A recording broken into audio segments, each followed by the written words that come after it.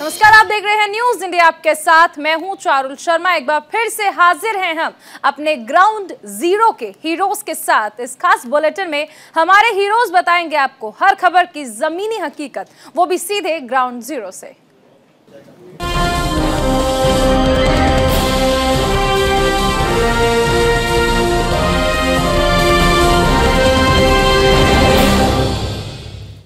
का ये चुनाव है इस बार, इसमें किस तरह की पार्टी को उम्मीद है, किस तरह से आपको लग रहा है कि यहाँ कितनी सीटें निकलेंगी? विकास के नाम पर चुनाव लड़ेंगे और विकास के आधार पर प्रचंड बहुमत की सरकार बनाऊंगा और गरीबों की सेवा किया। जो पहले कहा था वो किया, आज जो कर रहा हूँ उसको आगे करूँगा। हमारे पास सक्षम नेतृत्व है, ईमानदार नेतृत्व है। आदरणीय मोदी जी जैसा, आदरणीय योगी जैसा नेतृत्व राज्य को मिला है। गाँव गरीब किसान स्वीकार करता है। दलित, शोषित, वंचित गांव गरीब किसान और झुग्गी झोपड़ी का इंसान को पूर्ण विश्वास है कि आपके नेतृत्व में ही हम विकास करेंगे और सभी गरीबों को पक्का मकान देना है, घर तक पानी पहुंचाना है, जल देना है। 30,000 ग्राम पंचायतों में दिया हूं, बाकी भी गाँव में देना है। इसलिए पूर्ण विश्वास है कि जनता जनार्दन हमें आशीर्वाद पूर्ण बहुमत के साथ देगी और प्रचंड बहुमत के साथ सरकार हम बनाएंगे। गुंडागर्दी को समाप्त करूँगा और गरीबों को सम्मान दूंगा। बहुत शुक्रिया।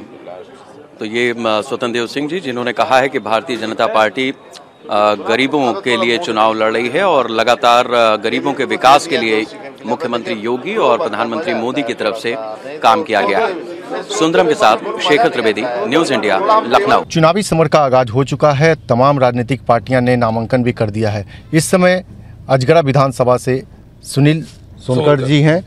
सुनील सोनकर जी, सबसे पहले तो न्यूज इंडिया में आपका स्वागत है। धन्यवाद। आप सभी न्यूज़ चैनल को मेरा प्रणाम और ढेर सारी शुभकामनाएं। और आप लोग ईमानदारी से सबके बारे में लिखें, ये इसी शब्दों से आपका स्वागत है। सुनील जी, ये बताइए कि 2022 का चुनाव है और आप अजगरा से जो है सपा बसपा गठबंधन के प्रत्याशी भी हैं। किस तरह की चुनौती होगी, किन किन मुद्दों को लेकर के आप जाएंगे जनता के बीच में? अजगरा विधानसभा में हम लोग विकास की चुनौती लेकर के अपने क्षेत्र के विकास के लिए, उत्तर प्रदेश में विकास के लिए 2022 में अखिलेश जी को मुख्यमंत्री बनाकर पूरे उत्तर प्रदेश का विकास करने का काम हम करेंगे। और ख़ास तौर से अपने अजगरा विधानसभा को मैं मॉडल विधानसभा बनाने का काम करना चाहूँगा और इसमें हमारे दोनों राष्ट्रीय अध्यक्ष मिलकर साथ देंगे और अजगरा को मैं मॉडल विधानसभा बनाने का काम करूँगा। आज जांच की प्रक्रिया भी चुनाव की तरह थी, क्या आपके हुआ पर्चे को लेकर के?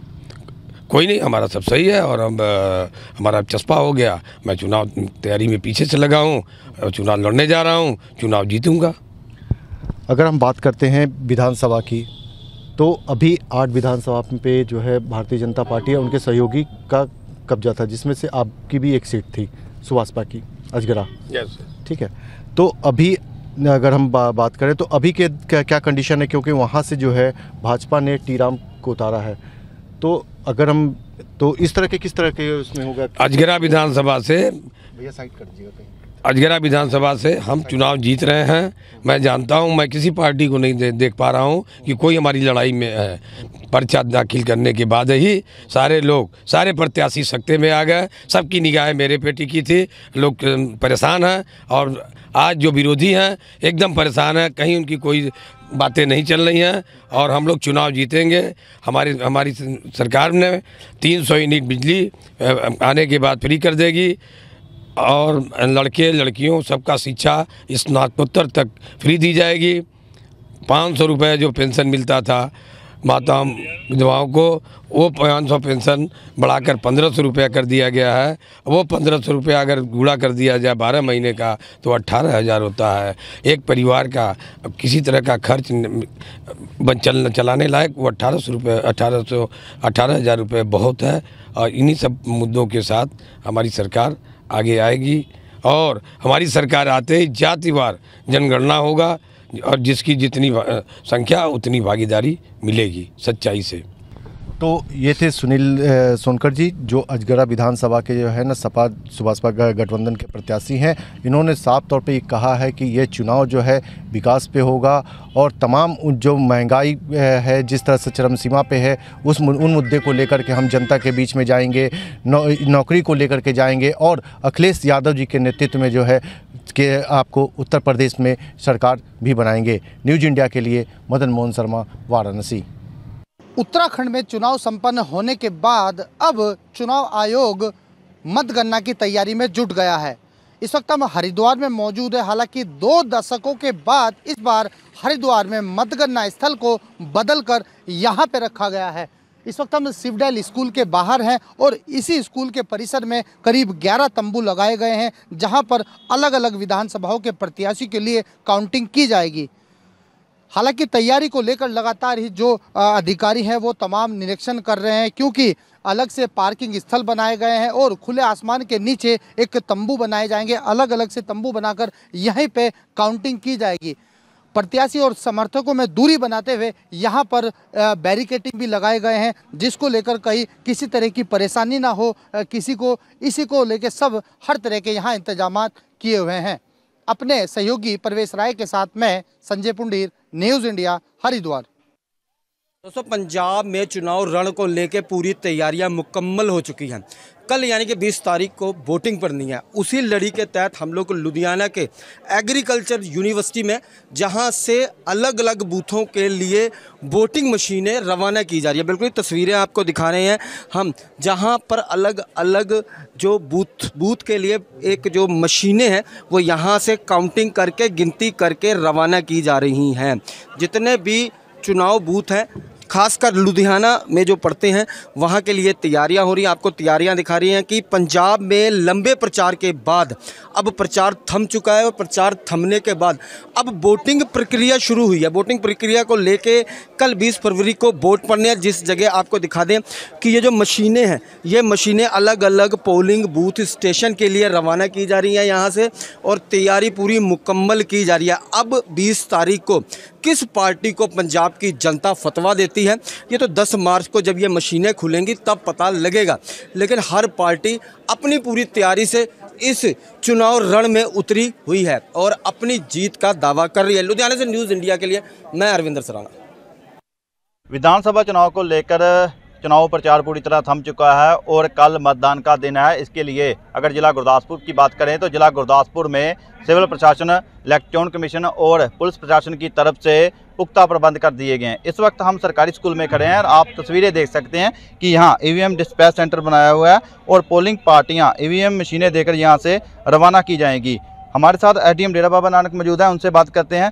सर, क्या क्या प्रबंध किए गए हैं, क्या क्या तैयारियाँ हैं जी? जैसा कि आपने देख ही लिया कि डेरा बाबा नानक हल्के में काफ़ी अच्छा प्रबंध हो रखा है। डिस्पैच सेंटर हमने आज यहाँ बनाया है। तो यहाँ पे हमने देखी कि सेक्टर, हमारे पास 20 सेक्टर पड़ते हैं ना, उन्हें 20 सेक्टर वाइज हर किसी के लिए अलग से क्यू बनाई है कि वो अपनी ईवीएम बिना किसी हफड़ा दफड़ी के ले सकें।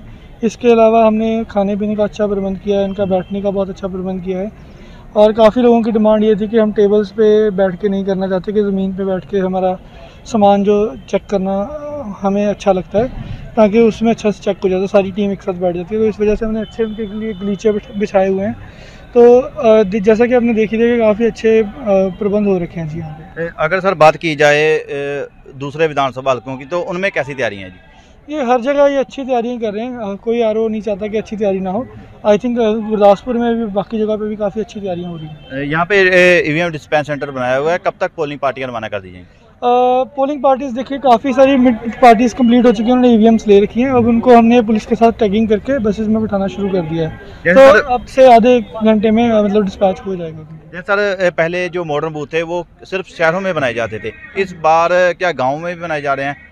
जी, डेरा बाबा नानक में कुल 20 मॉडल पोलिंग बूथ बने हैं और 20 मॉडल पोलिंग बूथ जो हमारे बने हैं उसमें से कुछ लोकेशंस हमारी सिटी की भी हैं, जैसे डेरा बाबा नानक में है, कच्छ कलानौर में भी है, बाकी लेकिन जो मैक्सिमम जो बूथ्स हैं वो हमारे गाँव बेस्ड ही हैं, और कोशिश की है कि बॉर्डर एरिया में भी अच्छे मॉडल पोलिंग बूथ बनाए जाए। यंग वोटर जो आ रहे हैं उनके स्वागत के लिए भी कुछ किया जा रहा है? हाँ जी, उनके लिए जो उनको जैसे ही वो वोट डालने आएंगे तो उनको एक अच्छा सा फूल दिया जाएगा, और उनके लिए हमने वेलकम किट तैयार की है क्योंकि वो अभी डेमोक्रेसी का एक हिस्सा बनने जा रही हैं। क्योंकि इसीलिए मैं जितने भी यंग वोटर्स ही नहीं बल्कि सारे जितने भी वोटर्स हैं, कल छुट्टी का दिन है, संडे है, तो ज़्यादा से ज़्यादा लोग यहाँ पे आएँ, अपने पोलिंग अपने बूथ में जाएं और ज़्यादा से ज़्यादा मतदान। कल जैसे आपने भी बोला कि संडे का दिन है, कहीं ना कहीं लोग ये सोचते हैं छुट्टी का दिन है और वो वोट डालने नहीं आते, उन लोगों को क्या कहना चाहते हो? ऐसा तो कुछ नहीं है, यहाँ पे पिछली बार भी मैंने देखा पोलिंग परसेंटेज काफ़ी हाई रहा है, बट हमारी कोशिश ये होगी कि इससे भी ज़्यादा अच्छी हमारे पास वोटर टर्नआउट परसेंटेज निकल के आए। संडे का दिन है, ये और भी अच्छा चांस है कि आपको किसी काम में नहीं जाना, कुछ नहीं करना, तो आपको बस सुबह आके बस एक छोटा सा बटन दबाना है और एक बटन से आप देश की तकदीर बदल सकते हैं। अगर चुनाव को लेकर सुरक्षा की बात की जाए तो सुरक्षा के कैसे प्रबंध किए गए हैं? कोई वीडियोस वगैरह भी लाइव करवाई जा रही हैं? जी बिल्कुल जी, जितने भी बूथ्स हैं 241 बूथ हैं, हमारे सारे के सारे जो बूथ हैं वेबकास्टिंग के साथ कवर्ड हैं। हर बूथ के अंदर हमने कैमरा लगाया कि कोई भी यहाँ पे शरारती अंसर किसी भी तरह की कोई गड़बड़ ना कर सके। इसके हिसाब से हमारे काफ़ी बूथ्स जो हैं वहाँ पे मैक्सिमम लोगों बूथ्स में हमने जो CRPF और BSF के जवान हैं वहाँ पे हमने वो भी तैनात किए हैं। लोगों को क्या अपील है जी? लोगों को यही अपील है ज़्यादा से ज़्यादा आके वोट करें और इस डेमोक्रेसी के फेस्टिवल का एक अच्छा सा हिस्सा बने। जी हाँ, बिल्कुल, ये आपने सुना, ये थे डेरा बाबा नानक SDM जिन्होंने बताया कि डेरा बाबा नानक हलके के समेत सभी गुरदासपुर जिले के 7 विधानसभा हलकों में पुलिस प्रशासन और चोन कमीशन है और डिप्टी कमिश्नर के तरफ से पूरे पुख्ता प्रबंध कर दिए गए हैं। और उन्होंने ये भी बताया है कि इस बार पहले जो मॉडर्न बूथ थे शहरों में बनाए जाते थे, इस बार वो गांव में भी बनाए जा रहे हैं। जो पहली बार वोट डालने के लिए आएंगे उनका स्वागत भी किया जाएगा और उन्होंने लोगों को अपील की है कि वोटर हैं जो अपना मतदान जरूर करें, क्योंकि करना उनका एक फ़र्ज है। गुरदासपुर से कैमरामैन कंवल जी के साथ सतनाम सिंह, गुरदासपुर, न्यूज़ इंडिया। उत्तर प्रदेश लगातार चुनावी मोड में है और अब तीसरा चरण है और खास तौर से ये इलाका बुंदेलखंड का इलाका है जहां पानी एक बड़ी समस्या रही है। हमारे साथ उत्तर प्रदेश के जल शक्ति मंत्री महेंद्र जी हैं। महेंद्र जी, ऐसा इलाका जहां पानी ही सबसे बड़ा मुद्दा था, आपको क्या लग रहा है इस मुद्दे को आपने कितना ठंडा किया अपने कार्यकाल में? देखिए, संपूर्ण बुंदेलखंड पानी पानी हो गया है। हर कोई व्यक्ति मोदी और योगी का नाम ले रहा है। सब किसी के मन में है कि आदरणीय मोदी जी के आशीर्वाद से, आदरणीय योगी जी के नेतृत्व में बुंदेलखंड में जिस तरीके के पानी का काम हुआ है और उसी का परिणाम है कि भारत सरकार ने अभी उत्तर प्रदेश सरकार को राष्ट्रीय जल पुरस्कार, भारत का जो सबसे बड़ा पुरस्कार है वो उत्तर प्रदेश को दिया है। हमारी बरसों से लंबित परियोजना अर्जुन सहायक परियोजना को हम लोगों ने पूर्ण करके महोबा, हमीरपुर और बांदा की धरती को सिंचित करने का काम किया है। पथरई परियोजना को पूरा किया, जमुआर को पूरा किया, गुंटा को पूरा किया, लहचुरा को पूरा किया, रसिन को पूरा किया, भंडई को पूरा किया। और इसके साथ साथ बड़ी बात है कि हर घर नल योजना उसको भी तीव्र गति से चलाते हुए पूरे बुंदेलखंड के हर घर को नल से जल के जोड़ने का अभियान चला है। हम लोगों ने चाहे सरफेस वाटर हो चाहे ग्राउंड वाटर हो, दोनों के माध्यम से लोगों तक पानी पहुंचाने के लिए एक अभियान चलाया। हर सड़क पर जिधर आप जाएंगे पाइप बिजली ही आपको दिखेगी, घरों तक कनेक्शन हो रहा है तेजी के साथ। तो लोग कहते थे पहले बुंदेलखंड के लोग कि गगरी न फूटे खसम मर जाए। अब गगरी न फूटे खसम मर जाए ये कहावत चलती थी, आज हर कोई कह रहा है कि अगर सबसे ज्यादा पानी देखना तो आप बुंदेलखंड की तरफ देखिए। सारे बंदियों का जीर्णोद्धार करा दिया। और बड़ी बात है, आदरणीय प्रधानमंत्री जी का मैं अभिनंदन करना चाहता हूं कि उन्होंने बुंदेलखंड को आज उत्तर प्रदेश का नंबर 1 का क्षेत्र बना दिया है। और जो हमारी बरसों से लंबित परियोजना केन बेतवा परियोजना थी उसको उन्होंने पूर्ण करने के लिए संकल्प लेकर के आगे बढ़े और 44,000 करोड़ रुपए उस परियोजना के लिए स्वीकृत कर दिया। अभी कमेटी भी बन गई। अब उस परियोजना के पूर्ण होने के बाद संपूर्ण बुंदेलखंड हमारा पानी पानी हो जाएगा। तो इतना बड़ा काम किया गया है जिसके कारण से अब पूरा बुंदेलखंड भारतीय जनता पार्टी मोदी और योगी के साथ है। पिछली बार भी हम सभी सीटें जीते थे, अब की बार भी हम सभी सीटें जीतेंगे। और बड़ी बात है कि बुंदेलखंड में डकैतों का गिरोह चलता था, जिधर देखिए उधर अपहरण हो जाता था, लोग खेतों में जा नहीं पाते थे। लेकिन आदरणीय योगी आदित्यनाथ जी जब मुख्यमंत्री बने और उसके बाद से लेकर अब तक, चाहे खनन माफिया हो, चाहे भू माफिया हो और चाहे डकैतों का गिरोह हो, सबकी कमर तोड़ दिया है। अब मेरा बुंदेलखंड भी पूरी तरीके से अमन, चैन और शांति के साथ तीव्र गति से आगे बढ़ रहा और इसीलिए तीव्र गति से बढ़ता हुआ बुंदेलखंड दिल्ली की दौड़ में भी पीछे न रह जाए, इसके लिए बुंदेलखंड एक्सप्रेसवे 297 किलोमीटर के एक्सप्रेसवे बन करके दिल्ली तक पहुंचाने का रास्ता भी साफ हो रहा है। और बड़ी बात है कि बुंदेलखंड तो वीरों की धरती, रानी लक्ष्मीबाई आप जानते हैं, और निश्चित रूप से बुंदेले हर बोलों के हमने सुनी कहानी थी, खूब लड़ी मर्दानी हो तो झांसी वाली रानी थी। तो अब डिफेंस कॉरिडोर भी बुंदेलखंड में बन रहा है और जिसके माध्यम से चतुर्दिक विकास हमारे बुंदेलखंड का हो रहा है। डेयरी डेवलपमेंट बोर्ड के माध्यम से दोनों स्टेट और सेंट्रल के कोलैबोरेशन से बहुत अच्छा काम उसमें भी चल रहा है। तो हर क्षेत्र में हमारा बुंदेलखंड अग्रणी भूमिका अदा कर रहा है और इसलिए तृतीय चरण के चुनाव में पूरा का पूरा, वो चाहे कासगंज हो, चाहे हाथरस हो, चाहे मैनपुरी हो, एटा हो, फरुखाबाद हो, कन्नौज हो, इटावा हो, औरैया हो, कानपुर देहात हो, कानपुर शहर हो, या फिर हमारा ललितपुर हो, झांसी हो, महोबा हो, हमीरपुर हो, जालौन हो, 16 जिलों में सभी सीटों पर भारतीय जनता पार्टी विजय प्राप्त करने वाली है। एक चीज़ और, जो इलाके हैं तीसरे चरण में, उसमें समाजवादी पार्टी भी कहती आई है कि हमारा गढ़ है, लेकिन आजमगढ़ की जनता से पूछ करके करहल पहुंचे हैं अखिलेश यादव। आजमगढ़ की जनता से पूछ करके नहीं, आजमगढ़ की जनता ने जब भगा दिया, आजमगढ़ की जनता को एक बार उन्होंने देखा नहीं। कोरोना के दौरान पहला जनप्रतिनिधि कोई होगा जिसने एक बार भी आजमगढ़ की विजिट नहीं किया, कैसे हो हाल तक नहीं पूछा। तो आजमगढ़ की जनता से भागे तो उधर की तरफ गए, लेकिन वहाँ एसपी सिंह बघेल आ गए हैं और निश्चित रूप से पूरी तरीके से इनका पूरा घुनबा हिल गया है। सबको पता चल गया कि ये चुनाव हार रहे हैं और भारतीय जनता पार्टी भारी अंतर से वहाँ पर चुनाव जीत रही। तो जितना आपने बताया है 2017 का भी रिजल्ट आप देख लीजिए और 2022 में भी आप देखेंगे, सभी सीटों पर भारतीय जनता पार्टी भारी अंतर से जीतेगी। हमारे साथ महेंद्र जी थे, जिन्होंने कहा कि बुंदेलखंड खासतौर से इस दौर के जो चुनाव में महत्वपूर्ण भूमिका निभाने वाला है। बीजेपी वहाँ सभी सीटें एक बार फिर से जीतेगी। सुंदरम के साथ शेखर त्रिवेदी, न्यूज़ इंडिया, लखनऊ।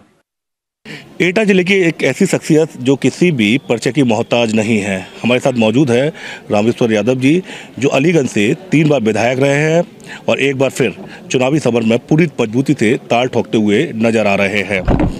उनसे ही जानेंगे अलीगंज विधानसभा की क्या समीकरण है और एक बार फिर वो चुनावी मैदान में है, इस बार उनके क्या मुद्दे रहने जब वाले हैं और जनता का किस तरह का उन्हें समर्थन मिल रहा है।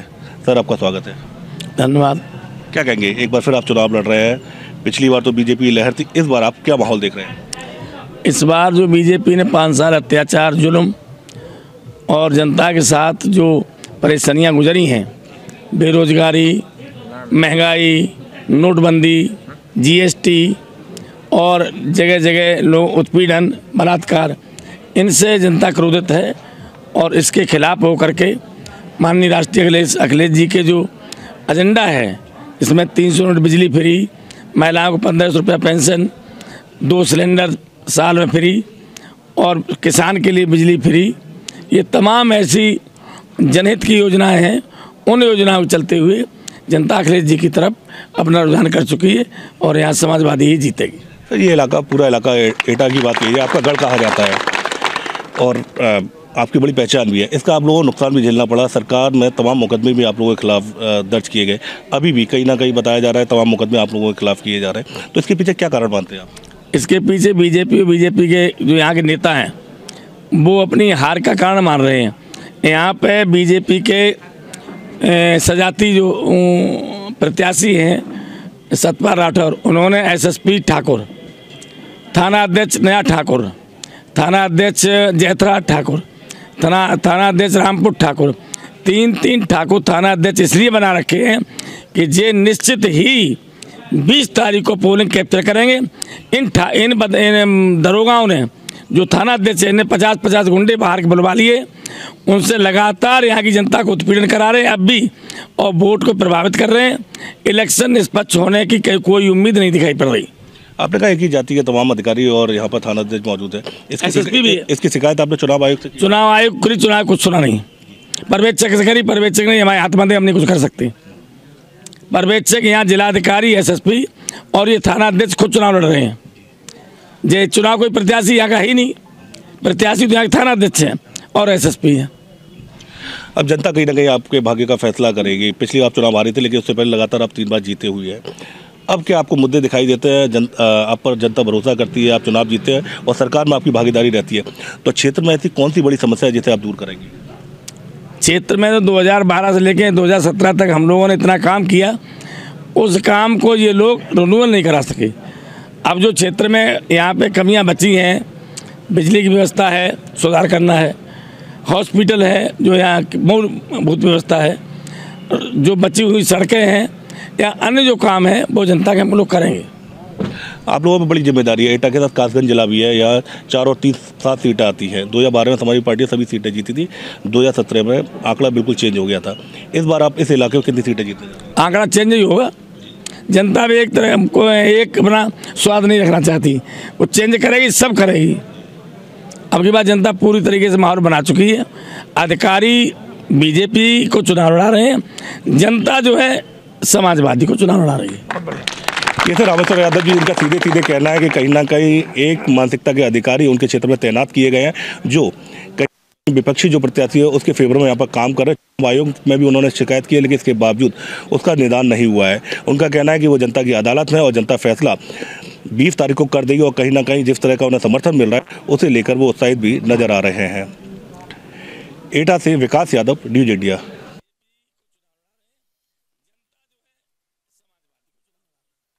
इस वक्त हम यमुना के किनारे पर मौजूद हैं, जहां कल एक महिला ने, जो कि रजनी नाम था उसका, उसने अपनी मासूम बच्ची के साथ यमुना के पुल से यमुना में छलांग लगा दी थी। हालांकि कई घंटों के जो है रेस्क्यू ऑपरेशन के बाद जो गोताखोर हैं, करीब 10 गोताखोरों ने महिला के शव को तो बरामद कर लिया है, लेकिन जो बच्ची है, जो छोटी बच्ची है, उसके शव को फिलहाल अभी बरामद नहीं किया गया है। हालांकि पुलिस मौके पर है, क्राइम टीम जो दिल्ली पुलिस की है वो यहाँ पर पहुँच चुकी है, इन्वेस्टिगेशन कर रही है, और पीछे यहाँ, क्योंकि यहाँ से अभी रेस्क्यू ऑपरेशन जारी है ताकि बच्ची का शव भी बरामद किया जा सके। जो महिला थी, उनके परिजनों का कहना है कि जो उनके पति थे रामानंद, उन्होंने लगातार जो है जो रजनी है उसको प्रताड़ित कर रहे थे, दहेज के लिए जो है डिमांड करते थे और आत्महत्या के लगातार उसको उकसाते रहते थे। फिलहाल जो परिजन हैं उनका ये भी आरोप है कि जो एक्साइज इंस्पेक्टर जो कि रामानंद हैं वो दहेज के लोभी हैं, लालची हैं, और लगातार जो है रजनी से पैसे की डिमांड करते थे और लगातार उसको कई सालों से प्रताड़ित भी कर रहे थे, जिसके बाद रजनी ने दुखी होकर के यमुना के इसी पुल से छलांग लगा दी और आत्महत्या कर ली। फिलहाल परिजनों ने दिल्ली पुलिस को शिकायत दे दी है, जिस पर जांच पड़ताल दिल्ली पुलिस कर रही है। Sanjeev Kumar, news India, Delhi. मैनपुरी की करहल सीट इस समय उत्तर प्रदेश में हॉट सीट बनी हुई है और सबसे वीआईपी सीटों में ये शुमार है। यहाँ से खुद समाजवादी पार्टी के सुप्रीमो और पूर्व मुख्यमंत्री अखिलेश यादव चुनाव लड़ रहे हैं। उनके चुनाव की पूरी कमान मैनपुरी से ही पूर्व सांसद तेज प्रताप यादव जी ने अपने हाथों में संभाल रखी है और वो लगातार क्षेत्र में कैंपेनिंग कर रहे हैं। उनसे ही जानते हैं, करहल से, अपने गढ़ से, मैनपुरी से अखिलेश जी चुनाव लड़ रहे हैं। यहाँ से आप सांसद भी रहे, नेताजी भी सांसद रहे हैं। अब किस तरह का माहौल नजर आ रहा है इस चुनाव को लेके पूरे प्रदेश में? और चाहे उत्तर प्रदेश हो, पूर्वांचल हो, मध्य क्षेत्र हो, लोगों के मन में जो समाजवादी पार्टी के प्रति और अखिलेश यादव जी के लिए जो लगाव है, जो स्नेह है, और भाजपा से परेशान होकर लोग आज समाजवादी पार्टी की ओर देख रहे हैं। और करहल की अगर हम बात करें तो पहले चुनाव से 52 से लेकर अभी तक समाजवादी विचारों का, सोशलिस्ट पार्टीज़ का एक गढ़ रहा करहल, और नेताजी यहाँ पढ़े, यहाँ पढ़ाया, लोगों से लगाव, एकदम पारिवारिक लगाव नेताजी का रहा। और बहुत खुशी और उत्साह लोगों में है कि जो नेताजी कभी चुनाव नहीं लड़े करहल से, लेकिन अखिलेश जी आज पहला चुनाव लड़ रहे हैं करहल से। सभी जातियों के, बिरादरियों के लोग चुनाव को लेकर उत्साहित हैं, और इसलिए भी खुशी उनके अंदर है कि उनका केवल एक विधायक नहीं बल्कि कल के जो मुख्यमंत्री होंगे वो उनके प्रतिनिधि बनने जा रहे हैं। तो करहल के लोगों में बड़ा उत्साह इस बात को लेकर है। बहुत अच्छा चुनाव इस समय समाजवादी पार्टी का चल रहा है। दो फेज के चुनाव हो चुके हैं, तीसरा फेज का चुनाव होना है। ये वाला इलाका आपका गढ़ भी माना जाता है। 2 फेज में किस तरह का माहौल आप देख रहे हैं? अब तीसरे फेज में किस तरह के नतीजे आने जा रहे हैं? पहला फेज जो कि भाजपा अपने आप को बड़ा मजबूत वहाँ आंक रही थी, और जिस तरह वोटिंग वहाँ हुई पश्चिमी उत्तर प्रदेश में, मुजफ्फरनगर, बागपत, शामली, मेरठ, समाजवादी पार्टी कम से कम 40 से 42 सीटें फर्स्ट फेज में जीत रही है। सेकंड फेज़ में क्लीन स्वीप है, 4-6 सीटें छोड़ के मैं समझता हूँ सभी सीटों पर पार्टी जीत के आ रही है। और थर्ड फेज़ जो 20 तारीख को रहेगा, इसमें इटावा है, मैनपुरी, एटा, फिरोजाबाद, फरुखाबाद, कन्नौज, औरैया, ये सब समाजवादी पार्टी के मजबूत गढ़ रहे हैं। और अब 2012 में एक सीट छोड़ के बाकी सभी सीटों पर समाजवादी पार्टी चुनाव जीत के गई थी। इस बार ही मुझे लगता है कि 2012 की स्थिति को रिपीट समाजवादी पार्टी करेगी और बहुत अच्छे वोटों से पार्टी चुनाव जीत के आएगी। पार्टी ने अपना मैनिफेस्टो भी जारी कर दिया है, तमाम उसमें वायदे और लोक भवन वायदे भी किए गए हैं। किस रूप में देखते हैं? विपक्ष का आरोप है, कैसे न पूरा करेंगे? 12 में जो वादे किए उन वादों को अखिलेश यादव जी ने पूरा करके दिखाया। लोग इस बात को जान चुके हैं कि समाजवादी पार्टी अगर कुछ जो घोषणा पत्र है उसको डिलीवर करने का भी दम रखती है। भाजपा ने जो वादे 17 में किए, कहीं घोषणा पत्र का आता पता नहीं, और दोबारा वादे लोगों के बीच में किए। वो बहुत प्लानिंग के साथ सभी योजनाओं के लिए कहाँ से पैसा आएगा, कहाँ से एलोकेट होगा, कैसे लागू होगा, इम्प्लीमेंटेशन कैसे होगा, बहुत बारीकी से चीज़ों का अध्ययन करने के बाद घोषणा पत्र में लेके आए उन चीज़ों को। और निश्चित तौर पर सरकार जब बनेगी तो वर्ड बाय वर्ड जो हमारा मैनिफेस्टो है उसको इम्प्लीमेंट करने का काम अखिलेश यादव जी करेंगे। कल आरोप लगाया जो भाजपा से कैंडिडेट है, केंद्र सरकार मंत्री भी हैं, कि उन पर हमला हुआ है, क्या कहना चाहेंगे? ये पूरी तरह से झूठी कहानी उन्होंने बनाई है लोगों की सिंपैथी गेन करने के लिए। एक मंत्री जिनके पास CISF का सिक्योरिटी कवर है, तमाम पुलिस उनके साथ चल रही है, और कैसे संभव है कि 2 या 3 लोग आके हमला करके गाड़ी तोड़ के चले जाएं वहाँ से। जिस दिन से वो करहल में आए हैं, लोगों का कोई रिस्पांस भारतीय जनता पार्टी के प्रति नहीं है, मीटिंगें नहीं उनकी हो पा रही हैं, कोई उनको बुला नहीं रहा, वोट मांग नहीं रहे हैं। तो केवल एक ही एजेंडे में लगे हुए हैं कि किसी तरीके से अपने विक्टिम कार्ड, जिसको हम लोग कह रहे हैं, विक्टिम कार्ड प्ले करना चाह रहे हैं। और आए दिन एक ही आरोप लगाते हैं कि मुझ पर हमले हो रहे हैं, मेरे साथ बदतमीज़ी हो रही है, तमाम तरह के आरोप कई दिन से लगातार लगा रहे हैं। चुनाव हार रहे हैं, ज़मानत जब्त हो रही है, इसलिए उनका प्रयास है कि किसी तरीके से चुनाव को प्रभावित करने के लिए और मार्जिन को कैसे भी कम किया जाए, इसलिए ये सब ड्रामेबाजी जो है वो कर रहे हैं। ये से तेज प्रताप जी जो पूर्व सांसद है और कहीं ना कहीं मैनपुरी से सांसद है, उनका गढ़ है और एक एक इलाके को, एक एक गली को वो जानते हैं। खुद अखिलेश यादव जी के लिए वो कैंपेनिंग करें। उनका कहना है कि तीसरे फेज में ये चुनाव पूरी तरह से नतीजे सामने आ चुके हैं, समाजवादी पार्टी की सरकार बनने जा रही है और जो घोषणा पत्र उन्होंने और उनकी पार्टी ने जारी किया है अक्षरशः उसका वो पालन करेंगे।